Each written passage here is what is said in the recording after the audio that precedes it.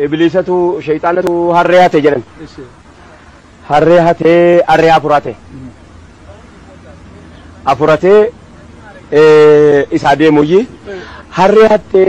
هري إسايو هري لا إسايو إنت إسايو أت شيطانا إسرا كاجر تاجنن أفرمو ما لفتة تقصينغو جنن نانغو جدي أفرمله ما نناني تقطي ظلميني فياد جد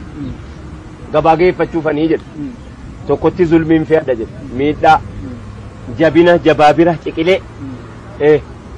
tokkotti soban fe'adha jedhu tokkotti khiyaanaan fe'adhaa jedhu wal khayyanu tokkotti immoo mala namatti baasu heela sigalee kaydii jechuudha mala namatti baasuun fe'adha jennaan ajaa'iba rabbi har arfan kana immoo nama sirraa bitu jennaan lakkii qabdiitti fudhadheen dhufeen kan rafaniittu inni kana sirraa bitee hoo jennaan elaa zulmii mootummaan narraa bite jedha mala namatti baasuu heela dubartiin narraa bite jedha khiyaanaa naggaadeen narraa bitee jedha isa tokko gaa giddiidhumaan inni inaaffaa moo beekaan narraa bite jedha dirquma maanii muudhaas akkana inaaffaa beekaan narraa bite jedha hayyoota narraa bite jedha shoo mataarraa gad jalqabi yoonaan jette malee isiin daka sanaa fooqii namaa jala dhaabattee lawzii gurgurtu abbaa fooqiitti beekteen hinaaftu isa lawzii gurgurutti hinaafti walitti hinaafate isaaba ofiitiin deema kaa isaaba aqlii isaatiin deema inni lawzii gurguru isiin kun akkuma asii lawzii gurgurteedhaaf hasaa godha tokko jedhe waardiyyaa waa eegu waa biraattiin hinaafu walitti male abbaan mana eegaa jiru sanatti beekeen hinaafu maal inni kun kana argatee miti jedhee isattiin hinaafu billahi alayka hinaaffaa kanattuu sammuu ta'e achi bal'isuu hin dandeenye jechaa baata hinaaffaan sammuu akka waan cuftee dhiphiftee inni nahwii beeku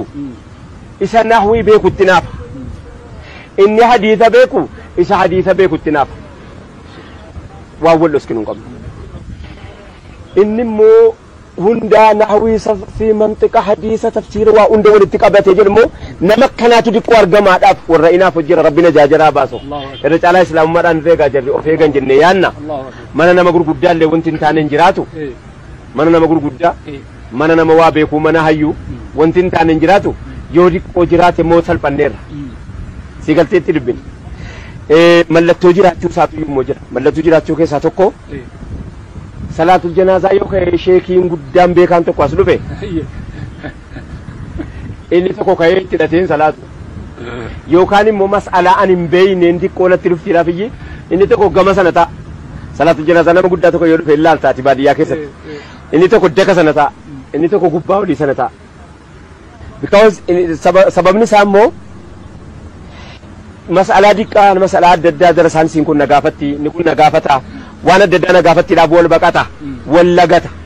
walirraa adda godaanaa jechuudha. Waan afran wal bira ta'anii ittiin ofirraan dhoogganii. Bar waan ajaa'ibaati. Abbaan fooqii kana namni fooqii kana ijaaruu danda'utu itti naafaa jira yookaan halkanii guyyaa akkamittan hojii kanarraa dhaabaadhaaf halkanii guyyaa irribatti bulaa jira.